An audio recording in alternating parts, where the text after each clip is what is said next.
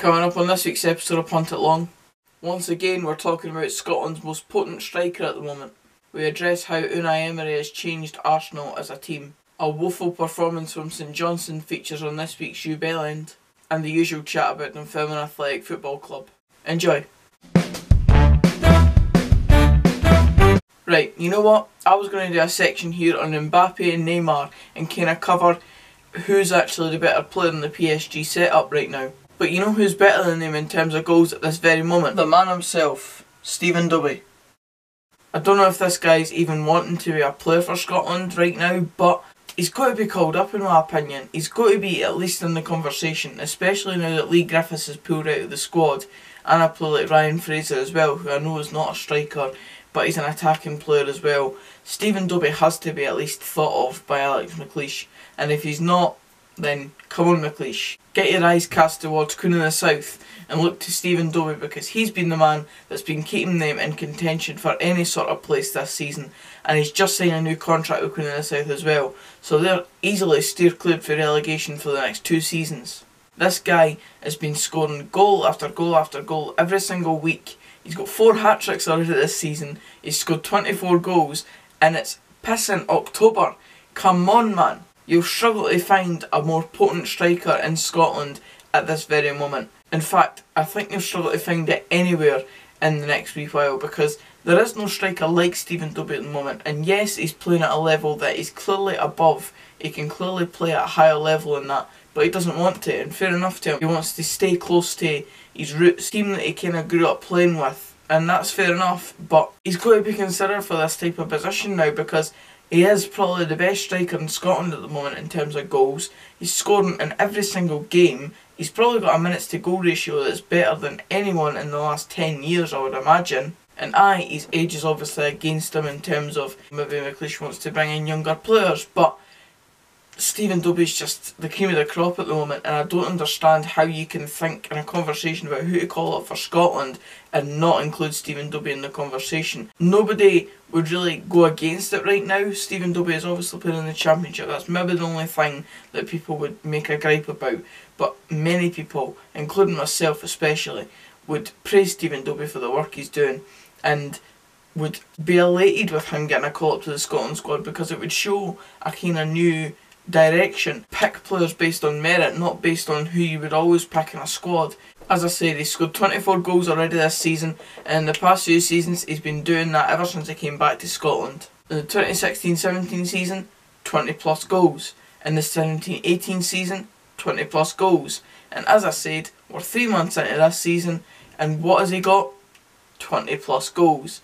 The man is just goals written all over, and I'd be shocked if he isn't the Championship Player of the Year already.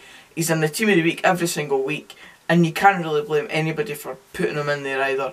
He's top class, and honestly, one of the best players that I've probably seen in reality at this level of football. He's just pure class. You better watch what he does to my team on October 20th though. The Arsenal turnaround's been quite something, eh? I don't think you exactly need telling this, but of course Arsene Wenger left Arsenal at the end of last season and was replaced by your man Unai Emery. He came in with a whole new ethos, a way of which he wanted to play, and obviously his own players, his own ideas for what the squad needed. Arsenal have been a team in recent years, a club really, that have lacked direction, and they just needed that bit of push by a new kind of vision. Obviously Arsene Wenger there for multiple years, and now Unai Emery's came in. It's just a bit of a new face, it's new ideas, new direction, just a bit of a difference. And Unai Emery seems to have come in and addressed that within just a few months. It's incredible what he's kind of done in such a short period of time.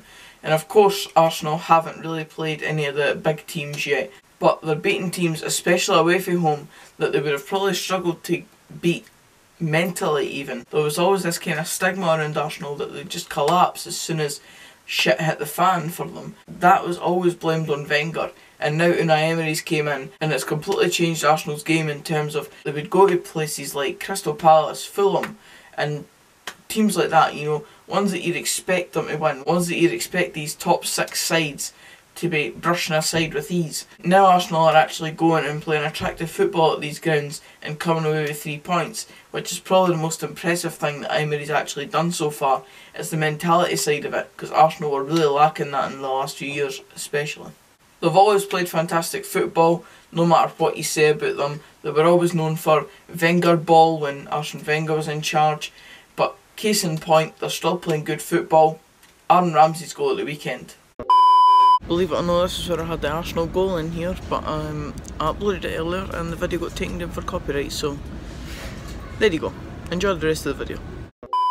Will Arsenal win the league this season? I doubt it. Will they be a far bigger threat to teams than they have been in recent years? In my opinion, 100%. They're starting to get a bit of identity back now. Of course, I've said they always played good football, but in terms of the last few years, they've lost their direction a bit, even with the fans. There's no real backlash for fans now. They're all getting behind the new manager's ideas, and that's also a main factor to it. With things like Arsenal Fan TV, the way they exist now, it's all changing, and Unai Emery's definitely made steps in the right direction to bringing the club together as one again. It's that time of the week again where we do the part of the episode called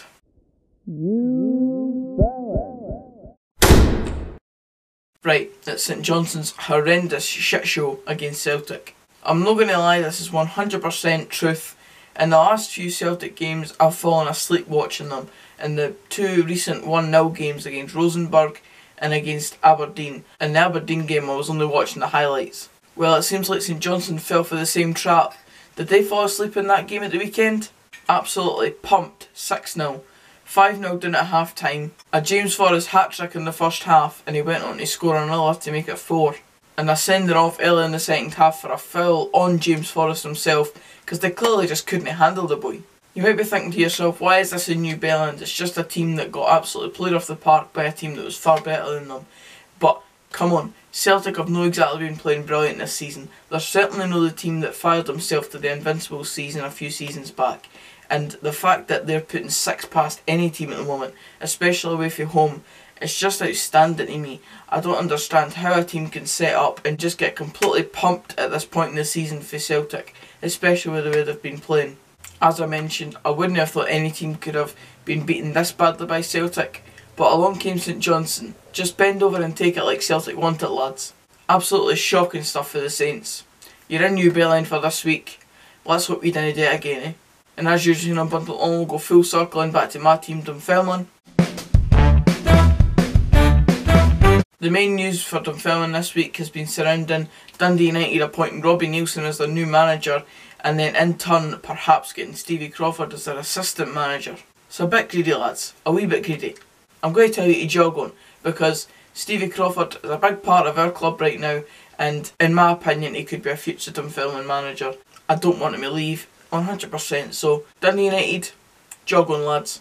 And that's it for this video, guys. Cheers for watching. If you did enjoy, please give it a like. Comment down below anything that you thought about what I've said, anything about the topics that I've mentioned, and subscribe for more of this type of content. Once again, thanks for the support on recent videos.